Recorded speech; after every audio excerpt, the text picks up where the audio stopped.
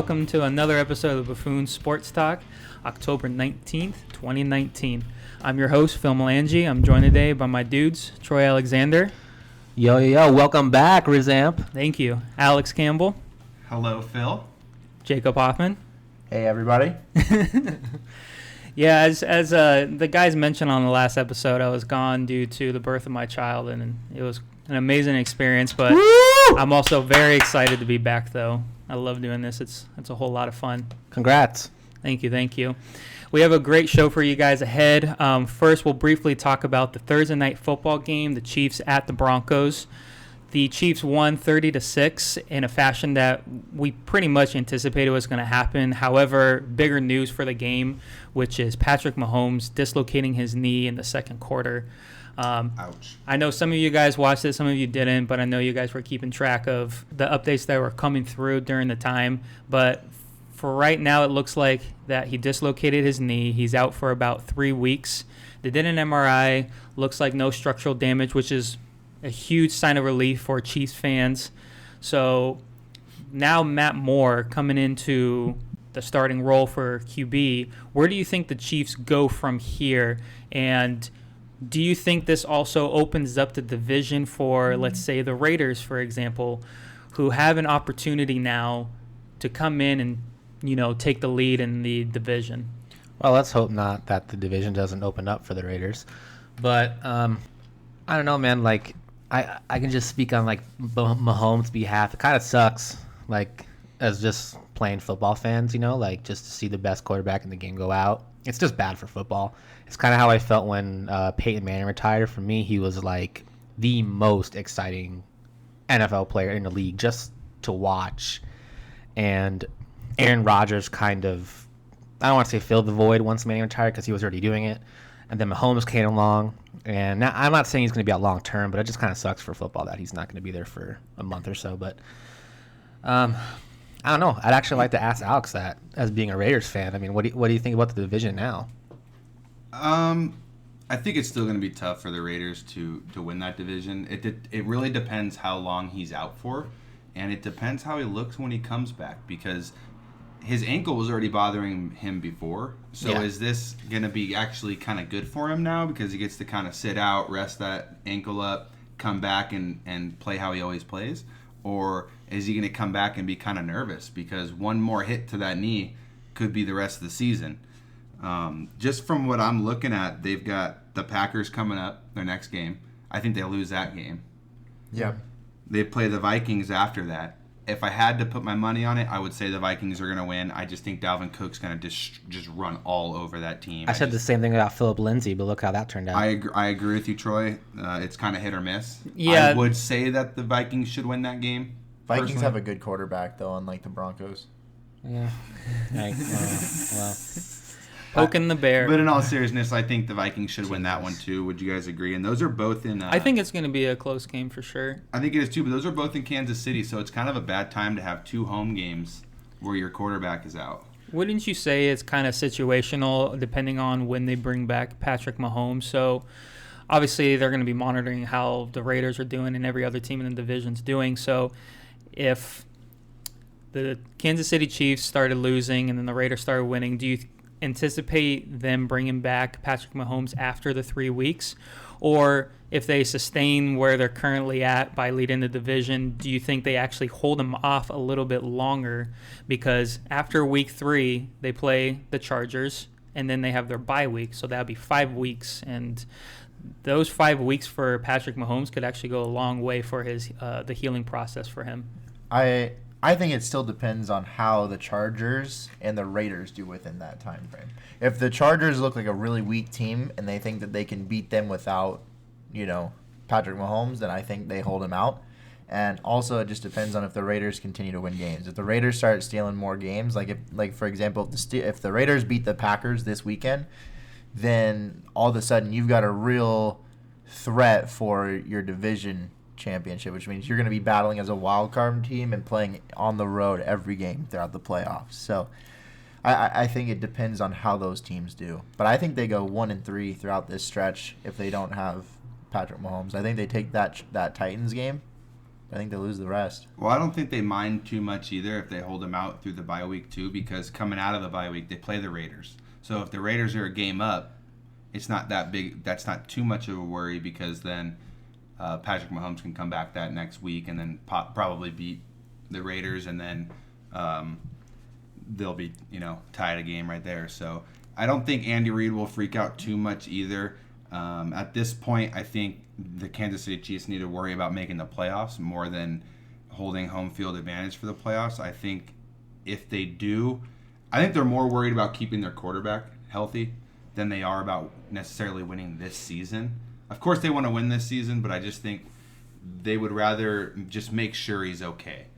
And even if they have to become a wild card team, they're going to go to the AFC Championship if they're healthy there. So regardless, I think it's not the biggest deal in the world, but it just depends. I guess we'll see. Andy Reid kind of frustrates me, and he makes it really difficult to know what's going on. I've been trying to hold a laugh. Yeah, so it's like I need for the Chiefs to get fired up. Andy Reid just needs to fight a cameraman.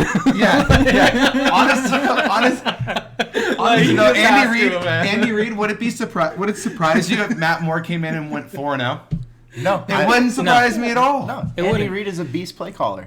He's one of the best offensive minds of all time. That's true, and I want to see him fight someone. I want to see him fight a cameraman. I watched that video just over and over of him bumping into the cameraman. It's like stares at him. So let me move this over real quick to the Kansas City Chiefs defense, who actually showed up for the first time this season, getting 9 total sacks, 3 forced fumbles, 1 fumble recovery, and a defensive touchdown. Is that them actually stepping up, or do you think that's just based off of the team they faced? That's Joe Flacid being Joe Flacid, I think. I don't know. I think it could be a combination of both. Because if you actually look at, if you go through the roster and you look at the defense and you look at the names, on paper, it's actually a solid defense. They just haven't shown up this whole year. Yeah, and Bradley Chubb's hurt too. That hurts too. On the Broncos, but I don't know. I think the Denver Broncos just suck personally. Joe Flacco on third down conversions only had a 7% conversion rate. So You're never gonna win. I think they had no joke. It was like back to back to back to I even think another back 3 and outs. Which is pretty embarrassing if you go back and look at The crowd was booing him. who the Chiefs have played. No offense to Jacoby Brissett, he is a good quarterback in my opinion, but should he have been able to do what he did against the Chiefs? I don't think he should have, based on Joe Flacco's performance, is what I'm saying. Like, how much worse is Joe Flacco than Jacoby Brissett? I mean, at the same time, though, the Colts only put up 13 points that game. Yeah, that's true. So it's not like they ran all over them. They were super physical with Kansas City, which I think is how you have to play them. Yeah, But- they definitely were they've out-physicaled Yeah, just them the for physicality sure. was insane, and the Chiefs had a lot of injuries just from that game. Yeah. That's actually the game Mahomes started to get hurt. Yeah. The Colts put up 19 points, by the way. Oh, my bad. I don't know. Eventually you have to push that button and say, like, as a team or defense, we got to step up. Yeah. That's it. Joe, we have to step up. Joe Flacco's always kind of been known as that quarterback that'll always take shots, and so he's always held onto the ball a little bit too long. That's always been a little problem he's had. And he's been sacked 23 times this season. So, I mean, he's been sacked.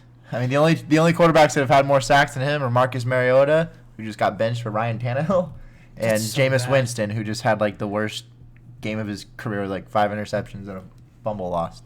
2 fumbles, 1 lost. Like, it was really bad. Number 1 and the number 2 pick. So, I mean, I don't know. I think you know what you're getting with Joe Flacco, and I don't he's think going to win you some games, but he's pretty inconsistent, and he's not super accurate He's on done. those short is there a intermediate true throws. Denver fan out there that was actually really stoked for Joe Flacco? Probably not. I don't know one. It's like getting Jay Cutler. You're just like, well, Oh, they had Jay Cutler at one point. I know. So. I know. And welcome back. Another episode of the Denver Broncos. Boo. So we've got the Raiders at Green Bay. So 3, 2, 1. Raiders. Hey. I think Green Bay is struggling without their wide receivers. I think they're on their third string, fourth string wide receivers. I don't know if you watch the Monday night game receivers, balls hitting off their face mask, can't catch, turning falling, into interceptions. turning into interceptions. In the red zone. I'm just not, personally, I wouldn't be confident with choosing the Packers. It should have been a touchdown. It should have, but much less a drop ball or an interception. So, yeah, I agree with the Raiders. Yeah, I've got Raiders too. They get Gabe Jackson, their all-pro right tackle back, just to add more, or a right guard actually, sorry, just to add more protection for Carr as well. And that offensive line has already looked so good. They won't even have Tyrell Williams, but honestly, Carr is one of the most efficient quarterbacks this year if you look at his stats, and he hasn't needed weapons really. He just throws to whoever's available, and Josh Jacobs is about to have a game, I think, after just having a week off. I don't think the Packers are going to be able to stop him. I think the Raiders are going to have ball control for most of the game. I think they're going to keep Aaron Rodgers off the field. And I think it's going to be a close game, but I think Aaron Rodgers is not going to be too happy. Maybe the Green Bay defense makes it slightly interesting. I don't know. I Yeah, guess we'll have to wait and see. That's what I've got. Yeah, I've honestly got the Packers because I don't know. I believe in Aaron Rodgers to be able to win you regular season games by himself, but when it comes playoff time, that's a lot to ask of a quarterback. So I think you can have Rodgers single-handedly win you games in the regular season. Especially when you have the refs on your side. That definitely helps out a lot too. Well, also, I mean, the face has to look pretty for all those State Farm commercials. So yeah. Well, Raiders have really struggled against like elite quarterbacks, especially because they're so young on defense right now that come like the third and fourth quarter, the elite quarterbacks tend to start picking up what's going on. But I just think John Gruden's done a great job this year. I think people are going to be surprised. That's just what I think. I think it's going to be a close game, but I've still got Green Bay. I feel like I think both wide receiving corps are either banged up or have lost some players this year right now, because Green Bay's missing Geronimo Allison, who is arguably their number 2 or 3 receiver. And then they're missing Devontae Adams, obviously, but you're missing Tyrell Williams and obviously Antonio Brown, who they planned on the Raiders, all season. So you're looking at the fact that they're playing pretty backed up teams. I like Aaron Rodgers over Derek Carr in this situation, and I slightly give the edge to the Green Bay defense. I mean, that's really tough, but I think the secondary for Green Bay is better than the secondary for the Raiders. But I would take the front 7 of the Raiders over the front 7 of Green Bay. So it's tough, but I give the slight edge to them, and I think it's in Green Bay, which is a tough place to play. And Green Bay's been battle tested all year. I mean, they've had some really tough opponents so far to start the year, and so yeah, I got Green Bay. Okay. All right. Alex, Let's go next game. What is the next game? Sorry, I was going to look up team stats really quick. We got Rams at the Falcons in Atlanta. 3, 2, 1. Rams. Falcons. Okay, so you're the only one that said Atlanta. Why are you supporting the ATO? Let's hear it. I probably sound like an idiot because Atlanta sucks so bad, but I mean, they don't on paper though. But they don't at home as much either. Like if this was in LA, there would be no chance of Atlanta winning this game. I mean, that offense is like rolling right now. It's just that defense is just atrocious. It's atrocious, but let's see if the Rams offense can click and dominate against them. I think that I don't know. Last week I went with my heart, and I actually got some picks right that were, I probably shouldn't have got right, but I just went with my heart, and I'm just going to say I think the Falcons are going to win this one. Okay. All right. Well, and one of our other topics later is going to be on the Rams, so we'll get more to like the trade that just went down for Jalen Ramsey and everything in just a bit. But you want to move on to the I think next this is one? a really big game for the Rams. It is a big game. If they lose this game, you've got a lot of problems. This next one's an easy one for everybody, I think. You guys ready? You guys want to talk about that game more? No. You want to just run through them really quick? Yeah. Okay, 49ers at Washington Redskins. So, 3, 2, 1. 49ers. I don't think we even need to talk about that at all. Jesus So, Christ. They moved to 6-0. Houston in Indianapolis. So, 3, 2, 1. Texans. Indy. Yeah. Who said? You said Texans? What did you say, Troy? That was a tough one. I went with Texans. Okay. Yeah, so you're all going with the Texans. Similar scenario with the. Yeah. Oh, no, I had Phil on my side with the Raiders, so Jake's all by himself here. Yeah, here I am. Well, Here I am. it is what it is. I think the Colts He have surprised been. us last time, though. Didn't he stick with his He team did against with the Chiefs? He did. And he was right. No, he was right. But I I- think we can all agree, though, the Colts is not a bad team. They're Not at actually all. a pretty decent team. They honestly should be 4-1 right The now. only Yeah. team that's outplayed them has been the Raiders. I just think Houston's going to come out. I think Deshaun Watson's too good to lose to him, I think, this year. But I agree. I think that O-line for Houston's pretty bad, though, and I think Indy can take advantage of that. And I think Indy's been without a lot of key players for the last few weeks. But they have Darius back, though. You have Darius Leonard's back. let's see how he plays, though. So- He wanted to almost retire. But let's move on to the next one. Yeah, well, he said he thought about it. This is one of the best games of the week, I think. It's not one of the best, but it's one of the most interesting. We've got Minnesota against the Lions in in Detroit. In Detroit. So 3, 2, 1. Detroit. Nice. Yeah. Okay. That's interesting. It's tough. His Cousins had a good week last week, so I we'll see. personally just loved how the team actually looked last Monday night against the Packers. Yeah. Against a really good defense. They always do that to the Packers. If we're really talking about it and we're just being completely truthful, they should have won that game. Yeah. They really should have. Yeah. And they would have beaten a good Packers team. So I'm going to go with Detroit on this one. Yeah, I've only really seen Detroit get beat once this season because they outplayed the Packers, in my opinion, and they outplayed the Cardinals at the beginning of the season when they tied. And most importantly, I think, you got Kirk Cousins throwing against a really good secondary. So, Well, that's what the great debate between you and Troy. Troy, does this change your opinion if Kirk Cousins just goes to Detroit, gun blazing, and just throws all over No. that defense? Does that He'll have change to go your to the playoffs. perspective? No. What look, I would don't be? think he's necessarily a clutch quarterback, but I think he's a good quarterback. Well, he needs to get to the playoffs. The last 2 weeks I he's proven that he is. Alex nailed it. I want to see what he does in the playoffs He if has they to go. even get there. So With the weapons you have no you excuse have no not excuse. to go. You have no excuse. So I'm tired of even talking about it. I'm tired of hearing about it until he goes to the playoffs. I don't even want to talk about him. What about the weapons that the Falcons have? We know that they're sucking. We've been harping on him the whole But season. you don't think Matt Ryan sucks? Right now he does. No, he doesn't. He's a beast. No, he sucks. really okay.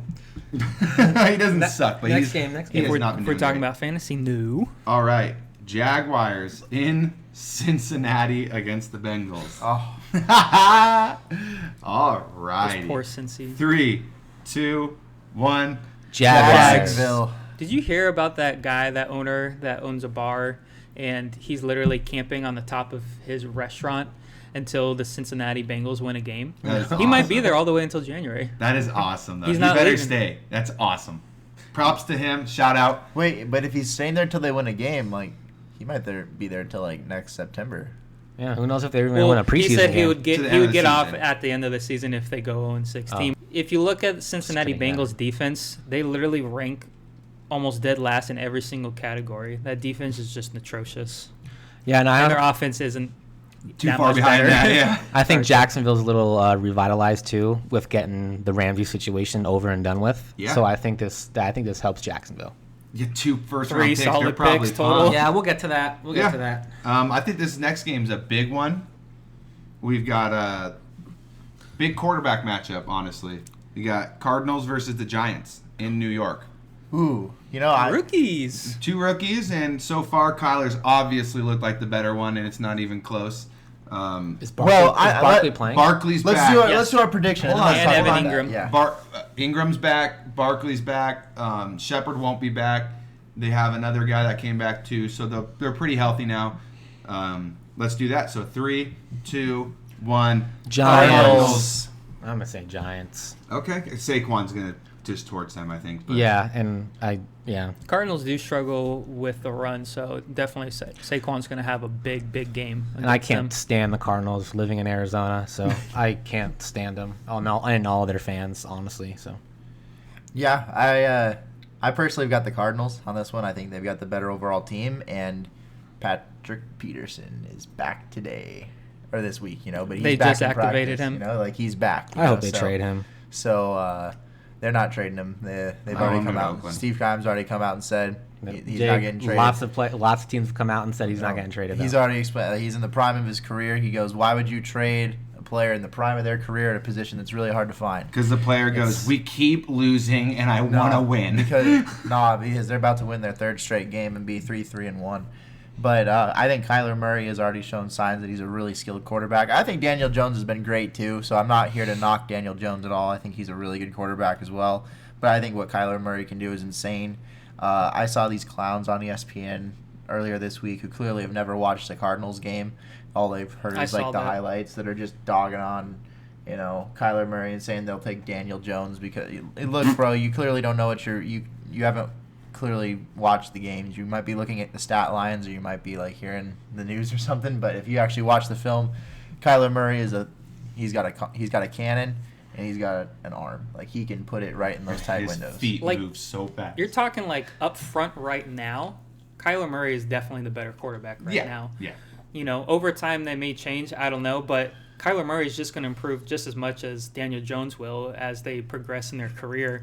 And if the Cardinals during the offseason, invest in their team to protect them, I think the Cardinals can be a scary team. They can.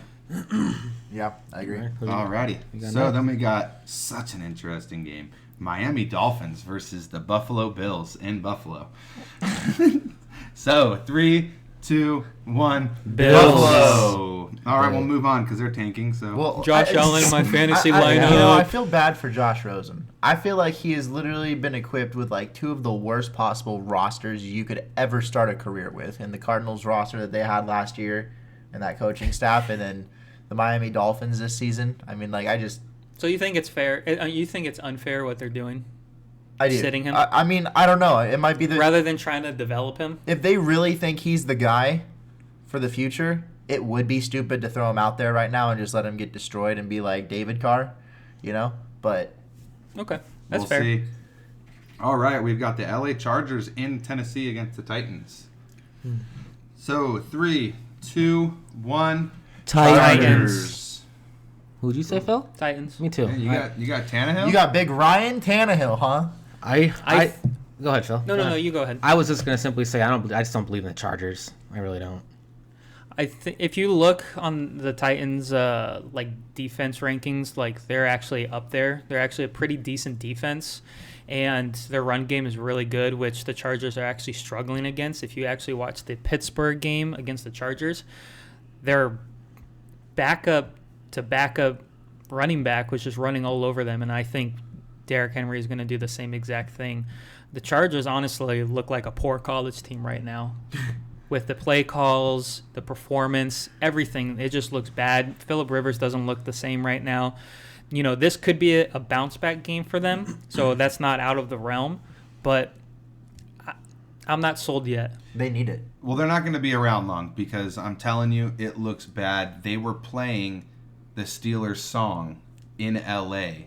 Was it the Steelers? That was so embarrassing. It was really bad. They're playing Renegade at L.A. at the Coliseum. It's embarrassing. The NFL should be ashamed of themselves for even putting them in that situation.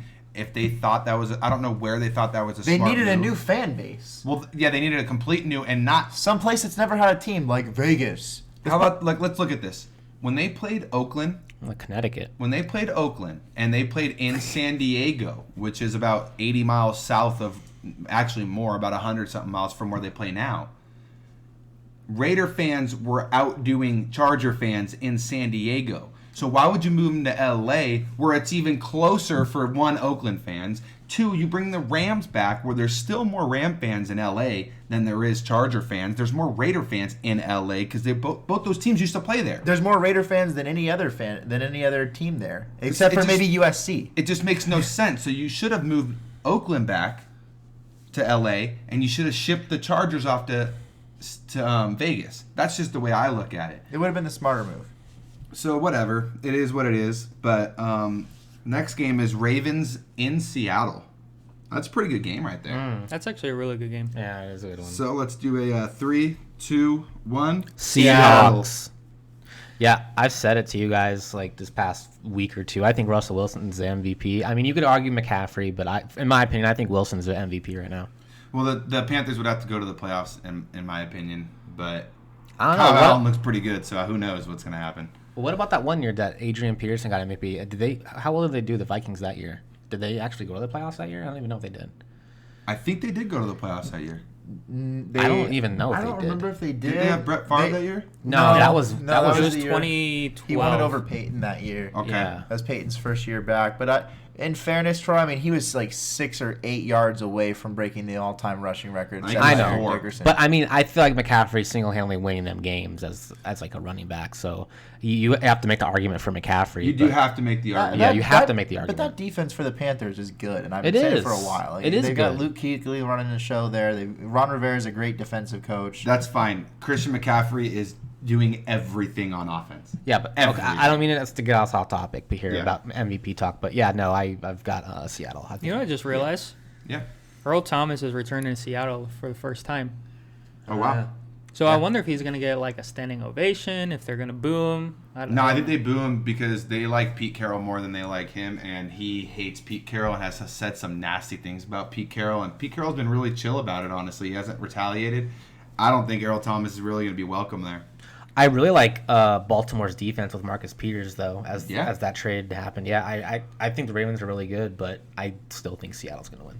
Yeah, I like Seattle's Seattle. a different team when I they're bet- at home. Yeah. I bet Earl Thomas gets a pick. I don't know. I think Russell Wilson's smart enough to keep You it away think from Russell him. Wilson will throw his first I don't pick think in the so. season? Nope, I don't think so. he does. Nope. I just have a feeling. Want to do a bet? Yeah. Okay, we'll do a bet then. Okay. Oh, Jake still owes me lunch, so make sure he pays up. What bet was that? The Raiders beat the Colts.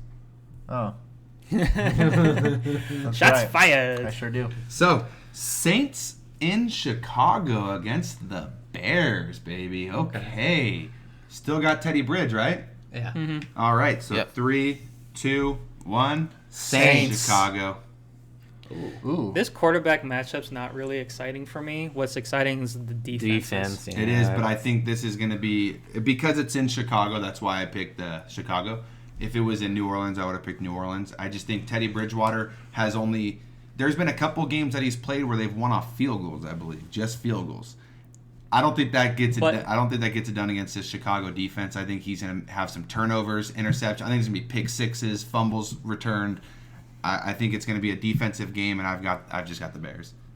Teddy Bridgewater is interesting because you've seen him where, like you said, the team was won just based off of just field goals alone, and then you've seen him win throwing the football, throwing for over 300 yards, and I believe threw 4 touchdowns a few weeks ago.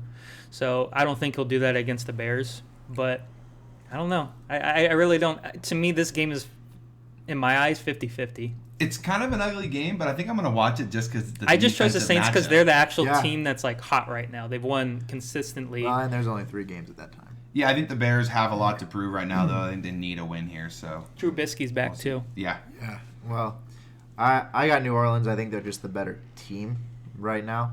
And yeah, this next one I can't wait to hear Troy's. So we've got Philadelphia Eagles in Dallas playing the Cowgirls. for the Ooh, Sunday, Sunday night game. game. Sunday night football. Carrie game. Underwood So, and all. 3, 2, 1. Eagles. I think Yeah. the Wow. Cowgirls just are not doing too hot. They've choked, and how many games they've lost? 3 in a row, right? Just lost the Jets. Yeah, they just lost the Jets. They actually got not a trouncing, but I think they only put up 6 or 9 points. Oh, to they the got Cowboys. they got their ass beat by the Jets. They did. Yeah, Sam I mean, Darnold's They first did game have back. an opportunity to, I believe, either win or tie at the end of the game, but they just couldn't. They couldn't convert. Oh.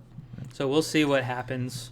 Yeah. I think it's going to be a close one, though. I could see this going either way. It's a divisional game, so you know it's going to be very, very Yeah. competitive and very Yeah. aggressive. Yeah. This next one, everyone might not be too excited about it. I kind of am, but it's the Monday night game, and it's the Patriots in New York playing the Jets. I'm excited but probably for different reasons. Well, I'm excited just because I really want to see what the Jets can do with Sam Darnold. Was last week just a fluke, or is Le'Veon Bell going to have a good game? Is Robbie Anderson going to have a good game, or is that O-line just too shitty to even do anything against the Patriots? Well, I'm The excited Patriots because secondary is just It's disgusting. It's disgusting. one of the It's best just on we've a whole ever nother seen. level. So really quick. I'm excited because the new Star Wars trailer Oh my god. is airing during the Monday night game. Cool, dude. No one cares. So 3, 2, 1. Patriots. Yeah. So all right. Yeah, That's it for the predictions. Another easy game. Yeah. Yeah. We've had a lot. Well, at least Sam Darnold's back. Oh so yeah, at least maybe he's they'll back. keep it Oh, interesting. yeah. All right, Phil. All right, so let's briefly talk about the recent trade with the Rams and the Jacksonville Jaguars for Jalen Ramsey. Obviously, there's a little bit of controversy behind it with how much the Rams gave up for Jalen Ramsey, even though they're struggling not just on defense but also offense as well. Us as a group actually talked about it for quite some time during the week and believed it was going to be a great topic to bring to you guys. So whoever wants to start off with this topic, feel free to do it. Yeah, I'll just start by saying that I just think that this was a big mistake on the Rams' part. You know, I think that they slightly get better on defense because I think, you know, Jalen Ramsey's probably the third or fourth best cornerback in the league. But I think Marcus Peters is probably like the 7th or 8th best corner in the league. So I don't think they get all that much better. I think Wade Phillips' defenses work a little bit better when you can have a corner that can press coverage, and Jalen Ramsey can definitely do that. So I do think it helps the overall scheme a little bit. But I just think Aqib Talib in Denver. what? I said Allah Yeah. Aqib Talib in Well, Denver. and Chris Harris Jr. And Chris Harris Jr. Yeah, and Bradley Roby and Well, their defense it was It was insane. insane. Yeah. But I think that overall they'll be a little bit better on defense. But I think that what you just sacrificed is a bit of a desperation move, and it's an all-in move to try to win, I think, this year. And if they don't, they've really just handcuffed themselves for the next few years because you've locked all your money away in Brandon Cooks and Todd Gurley, Jared Goff, Aaron Donald, and now you're definitely going to have to sign Jalen Ramsey. Otherwise, that'll go down as the worst move by any GM in history of the NFL. In case anyone's living in a cave, do you want to briefly explain what they gave up? Oh, for yeah. him? They gave up 2 first-round picks and a 4th-round pick after trading away Marcus Peters for a linebacker. Yeah, And no other picks. And that's what I wanted to get to. I wanted to outline some of their moves and then kind of. You addressed a position that really wasn't a position of need and gave away so much for it. And with all your money locked up into other players, you're not going to be able to go get players in free agency. So if this current lineup is not good enough to win, you're in a lot of trouble because you're not going to be drafting no O-lineman in the first round for the next few years. Right. And sorry, go ahead, Alex. Oh, not to mention he's missed 3 games this year with a back injury. That was simply because he didn't want to play in Jacksonville. I was you about to think say, so? is that Yeah, quote unquote that's- really an injury? Yeah, I because don't know. Right when he got traded over, the following week when you have to release your He was good who's to go. gonna be, he's cleared. Yeah, he's ready to Okay. play against Julio this week, so we'll see how good he really Yeah. is. Well, I mean, he fought with his head coach on the sideline. He's been suspended for 2 games in his career for fighting. Threatened a media member who was filming, doing his job. It's just kind of interesting. I think that trade. I think they gave away more than the Bears did for Khalil Mack. And it's just kind of interesting. Which player would you rather have, Khalil Mack or Jalen Ramsey? Oh, I mean, to answer your question, I'd rather have Khalil Mack, but Yeah, I think it's very crucial to have a beast pass rusher like Khalil Mack. but I just think they they gave up so much. well, I kind of want to outline their moves and kind of just say. Yeah, feel free. So for the Peters trade, they got Kenny Young, an inside linebacker, 2nd-year guy from UCLA, and I believe it was a 4th-round pick for Marcus Peters. They then traded a undisclosed draft pick for a lineman from the Browns. He's going to be their center because their center that they've replaced with their center from last year retired. So they had to replace him. Obviously, this center has not worked out very well. So they're hoping that he's going to fill that void. And the Rams are now bringing someone by the name of David Edwards in from the practice squad to start at left guard for Noteboom, who's out for the year after tearing his ACL, MCL. So you're still, in a sense, filling your starters' roles with second-year guys again, which they did in the first place, and that is one of the biggest reasons they're struggling. And it kind of brings up so many points because I don't think the defense is really their biggest issue. I think it has been an issue, but I really think you need to address your line, your O-line, because There's a reason Goff's struggling this year.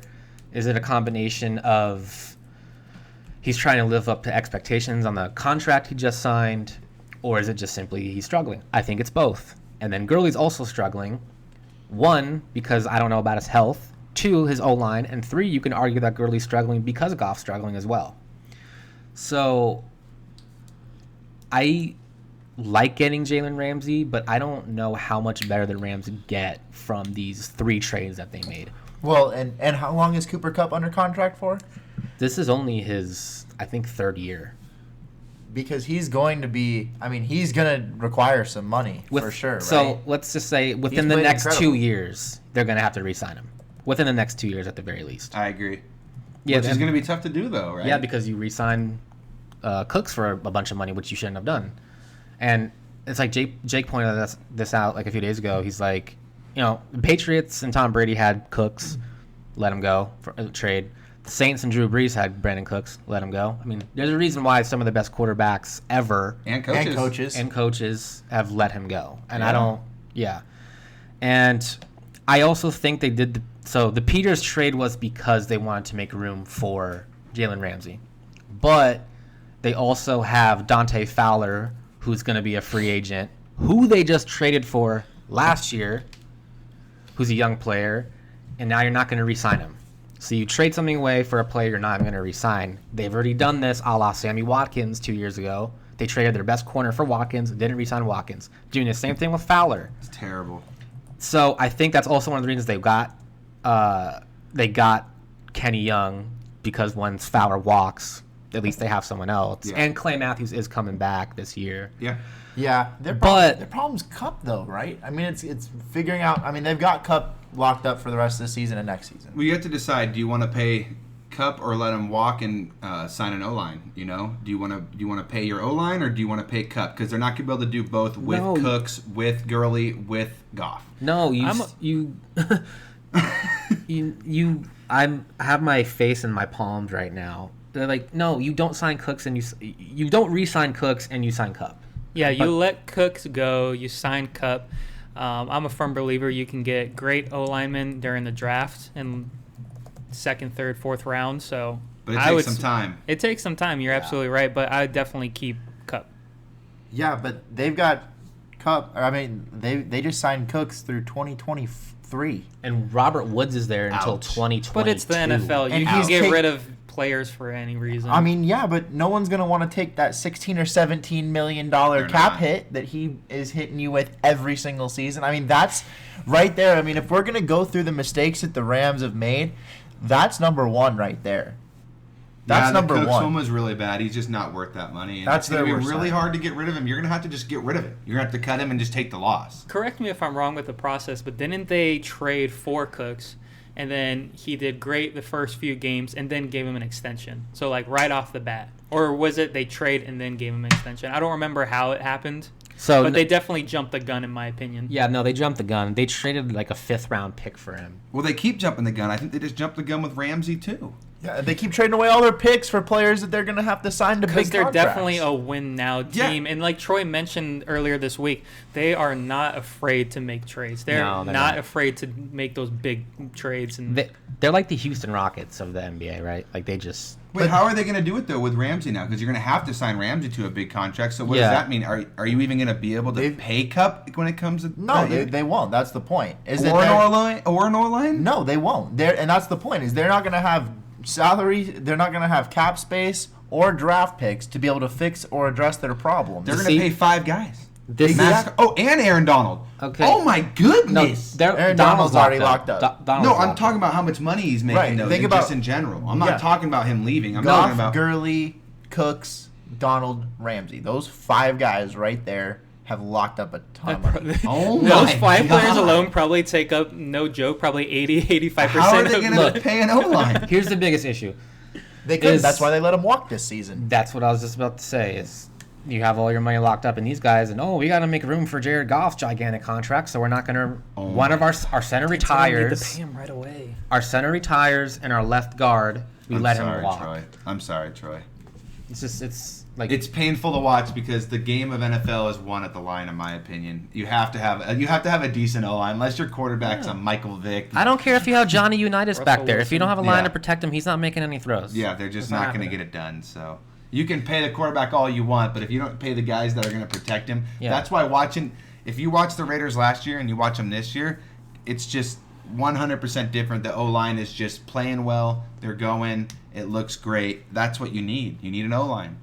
Yeah. No, So I just think it Well, was a terrible trade. I think they jumped the gun. Which leads me kind of into like my topic, which is the proper way to construct a team in the NFL. Yeah. You know, like I think that the right way to do it is, I think you sign one skill player max, whether that's a tight end or a wide receiver. It just depends. If your tight end is like Kittle or Kelsey or Rob Gronkowski, you sign him. But otherwise, you go for one really talented wide receiver. I think you go with the committee back set. I think you invest your money into an O-line and into a quarterback that can, manage the game well like a point guard and maybe is slightly mobile with the football. And then I think you invest the rest of your money in your defense and you take care of a pass rusher, a good corner, a good middle linebacker that can tackle, and a good safety that can play like that center field ball hawk, And I think that you lock up on, and then I think on O-line, your most important position is your left tackle and your center. So basically, you're saying you don't lock up a running back long term who tore his ACL in college. No, you Okay. definitely don't do that. And I think Yeah. you don't do it if you're the Cowboys either. I mean, I think the 49ers are a perfect example where Matt Breida, he wasn't drafted. Tevin Coleman, he's a decent running back, but you don't need to pay him a lot of money. And they're still very successful on the run because of their O-line. Look at the Colts. Marlon Mack was like a third-round pick. Naeem Hines, Jordan Wilkins. You look at the Patriots doing the same thing with James White, Sony Michel, Rex Burkhead. The Rams have been doing. The Patriots have been doing it for forever. a long time though. Yeah, I mean, even They filter Oakland- out through running backs so much. It's Yeah. insane. Even Oakland with DeAndre Washington and Jalen Richard behind Josh Jacobs. Yeah, Josh it's just- Jacobs is a first-round pick, though. He's No, I know him. So is but, Sony, though. But Yeah, but that's Washington was like a late pick, and Richard's been, who is undrafted, I believe. So it's just Yeah, you can get it done. Like it's You can. It's the right way to go. All right. All right. So real quick, we'll just briefly talk about this. Obviously, the NFL trade deadline is October 29th. Obviously, the Rams were the first ones to make a splash in the trades. Do you guys see any teams that are in need of doing a trade before the trade deadline? A team that's literally on the cusp of giving them a nice playoff push? In my eyes, I would see the 49ers actually going out for a wide receiver. Like an AJ Green, maybe. An A.J. Green, maybe a Stephon Diggs. There's I was been gonna say the slight Raiders, too. rumors. that's what I was gonna say. Yeah, there's been The slight Packers. rumors going on about, Cleveland's open to trade discussions for OBJ, It's so stupid. which is very surprising to me. I But don't want him.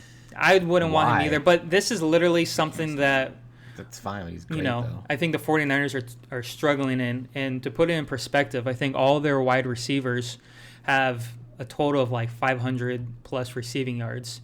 To put it in perspective, Chris Godwin of Tampa Bay has 567 receiving yards. Hey Phil, Brandon Cooks is for trade. Shut up. So I would see... And we'll talk about that. But yeah, to me, the 49ers are a team that should utilize or try to trade for a wide receiver because, in my opinion, that's one big piece they're missing is a big receiver. Yeah, I think the Raiders too, huh? I think the Raiders would definitely a wide receiver. That would be humongous right now. They've got some guys hurt. They were supposed to have Antonio Brown. I think it'd be big. He doesn't even need to be a big name. Just someone that's can get the job done. That can be relied on. I also think it wouldn't hurt if they added a defensive player. No one crazy, maybe a veteran. That's hilarious, though. I don't mean to cut you off. You said so far the Raiders need a wide receiver and a defensive player. Just the irony, and that's hilarious. You just, I see what he did there. yeah, you like that? What? Cooper and Mack. Yeah. But go on. Sorry. I yeah, but Yeah, but in fairness, I love those trades if you really want to talk about No, those. We'll go over those on another day, but I absolutely love those trades. What we've gotten out of them has been amazing, so I'm not even worried about it. But I see what you're saying, but we did address those. That's why we tried to get Antonio Brown, but that kind of backfired. But I'm talking more because of injuries. We've gotten a lot of Jonathan Abram, a couple guys on defense. Cleveland Farrell kind of got banged up too, so I think it might help if they could get. Vontez got suspended for the year, so I think they could use another maybe a linebacker or something like that just to kind of help them throughout the season. Now that Mahomes is going to be out for a month, I'd say they should make a move for Kirk Cousins. Shots All fired. right. Wow. We'll definitely switch gears then with the NBA starting on Tuesday, opening night. We got the New Orleans Pelicans at Toronto Raptors, and then we have the LA Lakers at LA Clippers. So, Troy, I'm going to throw this out to you. How do you feel? I know you're definitely the biggest NBA fan out of all of us. Yeah. I don't know. I mean, probably not too much to talk about the games. I will be throwing my analysis out probably Tuesday night or Wednesday night, just kind of what I thought about the games on Tuesday. But I don't know, in those games I have Raptors and Lakers simply because Raptors have been here, won a championship this past summer. And even with Zion, if Zion was playing, I would still take the Raptors. Siakam just signed his max extension. I think Toronto is still going to be a playoff team. I think they'll be like the third or fourth seed in the East. Pelicans are interesting. They have to figure out how they want to play with Zion. And they have to figure out who's going to be shooting the ball. It's in Toronto, too. Yeah.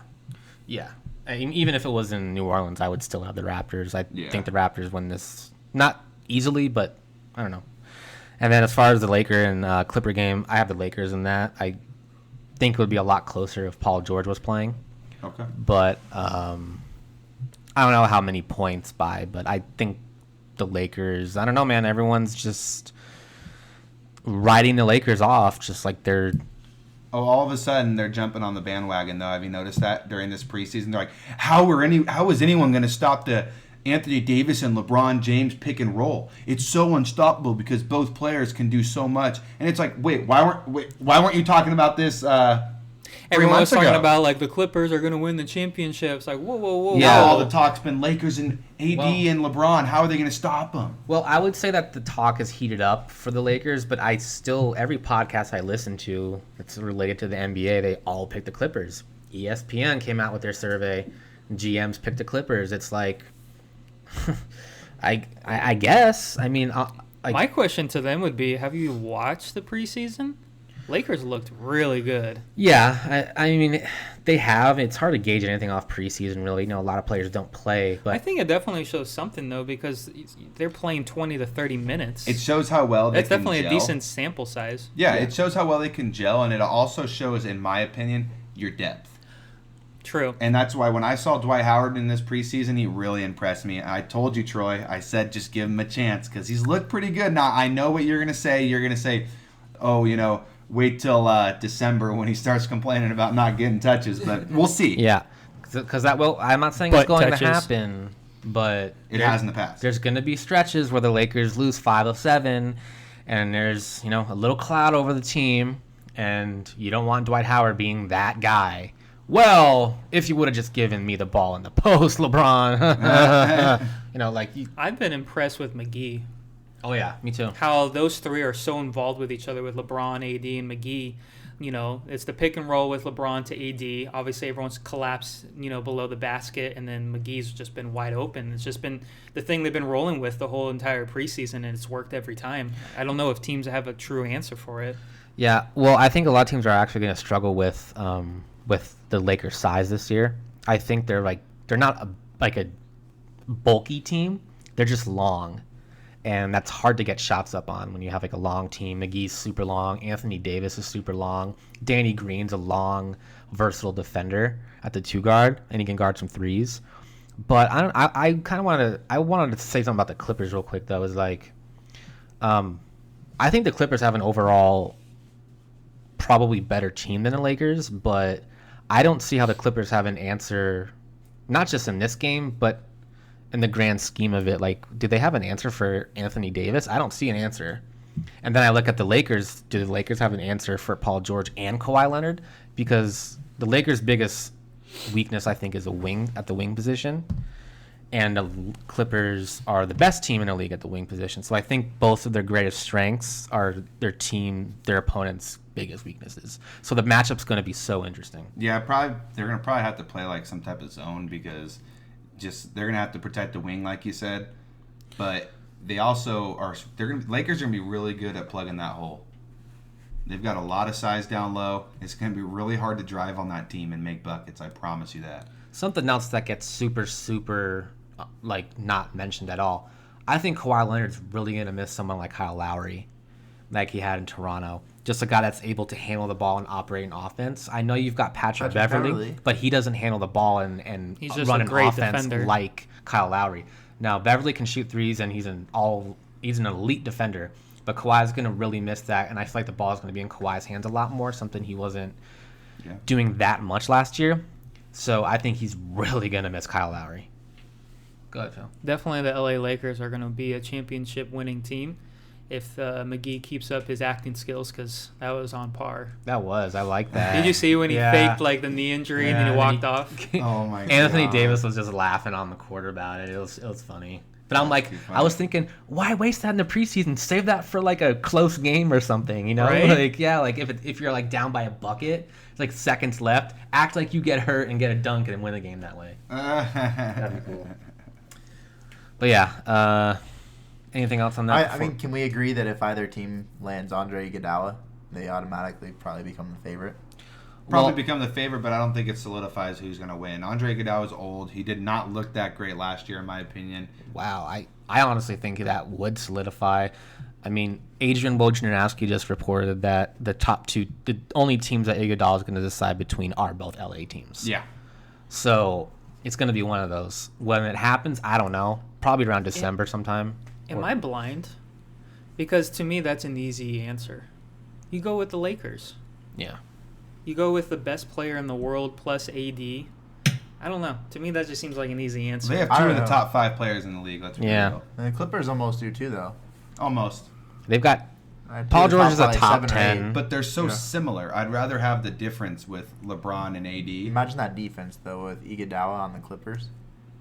I think Iguodala makes more sense for the Lakers because they don't need him to do much, and they really only need him for playoff time because you literally just need him to close games for you, and you don't need him to start. Well, the Lakers aren't they lacking defense? Yeah, they could. So wouldn't the acquiring of Iggy, wouldn't that be good for the team? Absolutely. I think Iguodala definitely sways the pendulum in your favor. I think if any team gets Iguodala, it's going to be gigantic. Which team has more assets to be able to trade for him? Neither team has assets to trade for Iguodala. That's what they're waiting for, the buyout market. That's what they're waiting for. Because Memphis got a first rounder to take Iguodala from the Warriors, and now they're expecting, if we got a first rounder already, let's try to get another one. But I don't think there's going to be a lot of teams that want to trade for a 35-year-old who's on the last year of his deal making $17 million. No, Who said he only wants to play for those two teams? And said he only wants to play another year, right?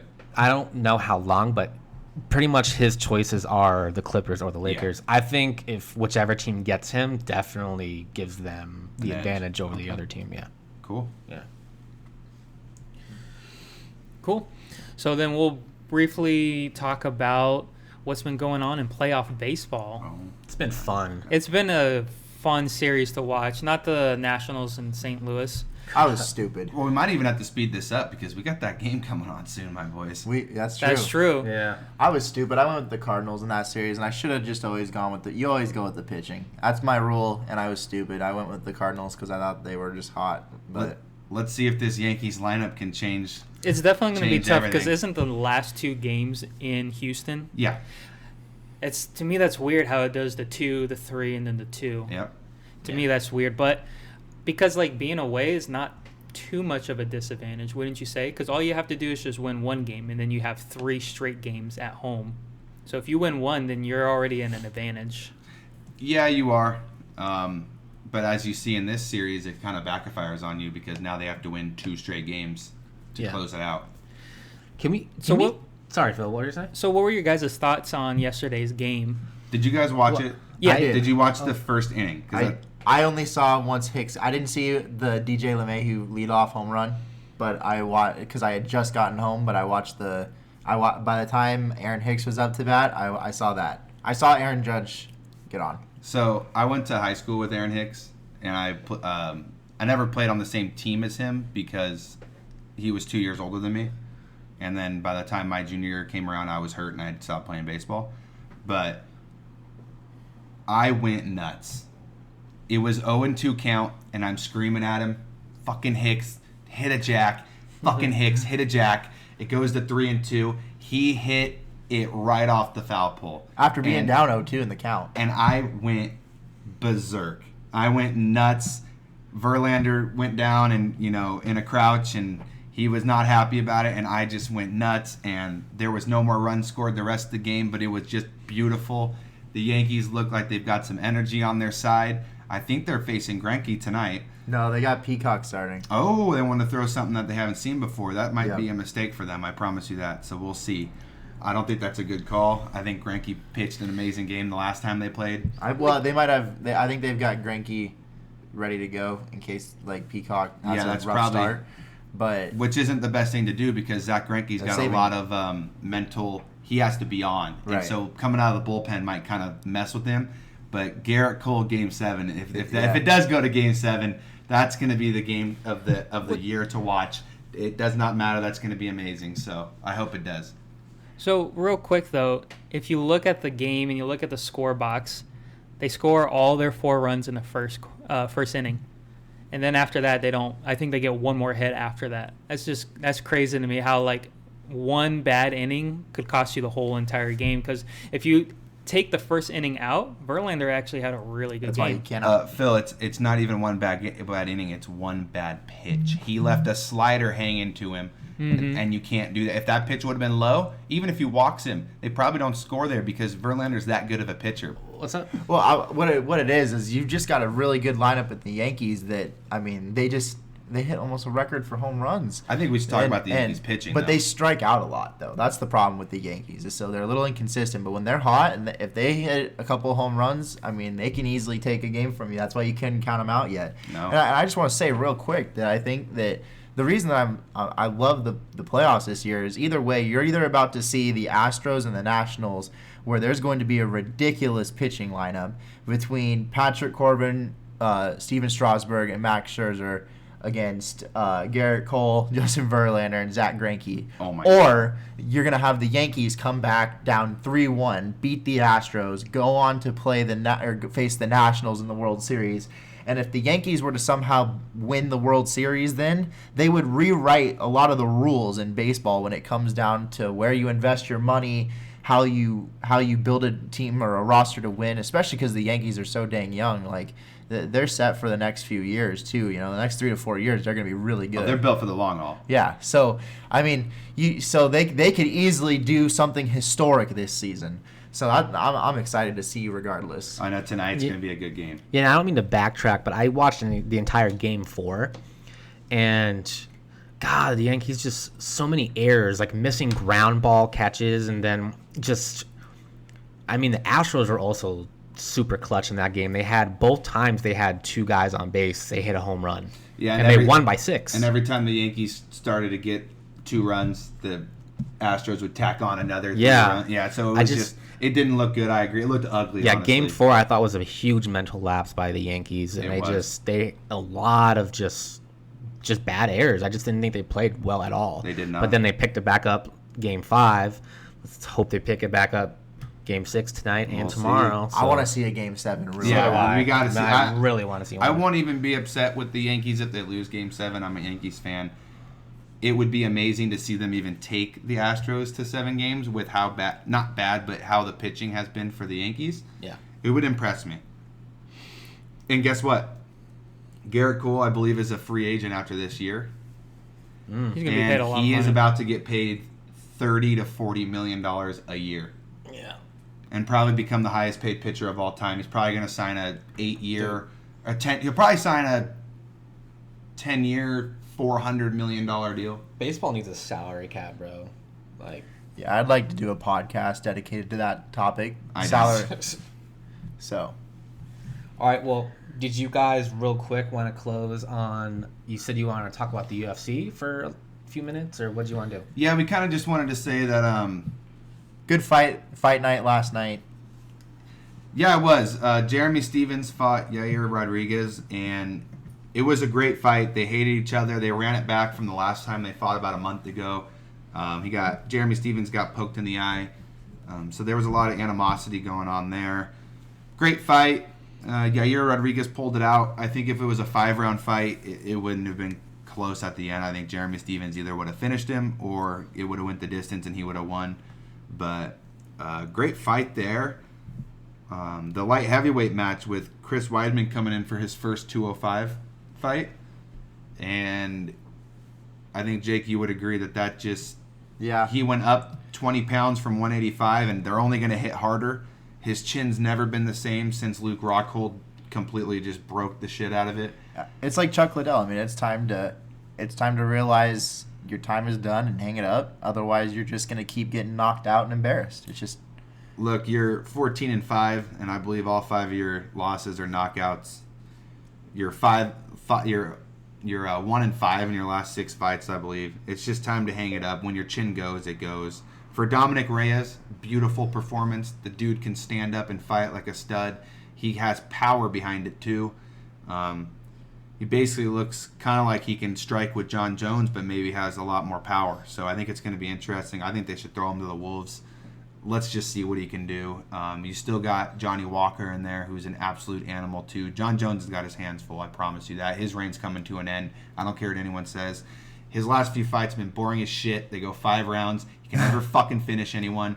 And there's going to be some guys coming in. Well, he's turning into Floyd Mayweather. He's fighting he's not fighting to win. He's fighting to not lose. There's some guys that are coming in that are going to knock him the fuck out. I think he's going to dodge. I think he'll dodge some fights and or retire.